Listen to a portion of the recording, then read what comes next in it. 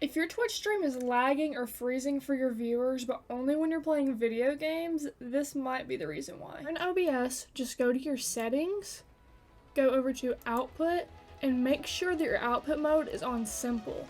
Whenever I accidentally changed it, I put it on advanced, and that's what was causing my stream to lag and freeze for my viewers. So I really hope that this helped you. It definitely could have helped me if I would have known that that's all it could have been, but I just didn't know.